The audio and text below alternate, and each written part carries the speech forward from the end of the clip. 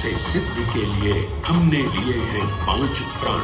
विकसित भारत का लक्ष्य, गुलामी के हर अंश से मुक्ति।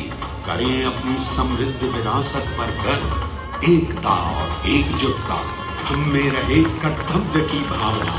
अब दृष्टि है वर्ष 2047 का।